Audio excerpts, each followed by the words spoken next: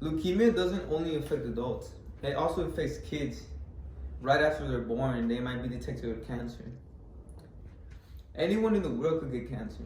You might be the healthiest, the fittest person in the world, but if your blood cells go bad, then that's a sign of leukemia.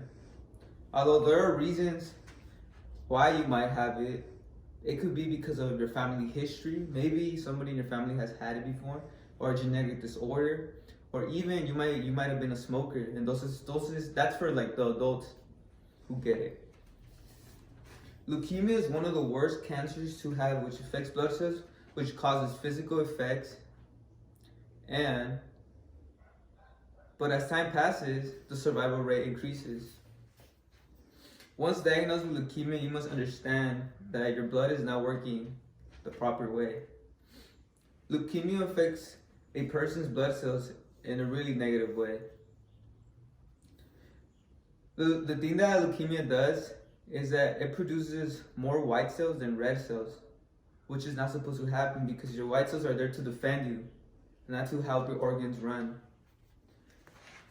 And right here, I have a picture. Your blood cells are supposed to look like this. There's supposed to be less whites than reds.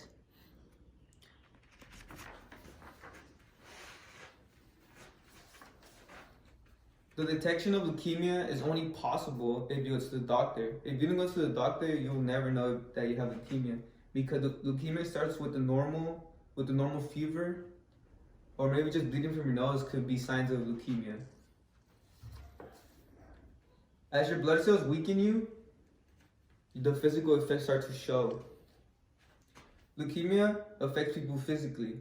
Some physical effects of leukemia is loss of weight, a lot of bleeding, and bruising all over your body, like spots everywhere. Also, leukemia causes people to go to chemotherapy, which is really painful because it's radiation that is killing the cancer. So the bad bloods, everything bad in your body. That's what chemo does, which is painful to adults and kids, especially to kids.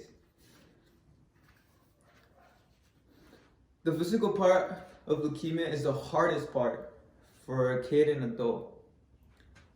But doctors and medicine nowadays give you a huge chance to be able to overcome it. The survival rate for leukemia has increased as medicine has improved. The survival rate of leukemia is higher for people under the age of 45 than the ones that are over the age of 50, 55 because of their age, because they have less power, less energy, less force to fight.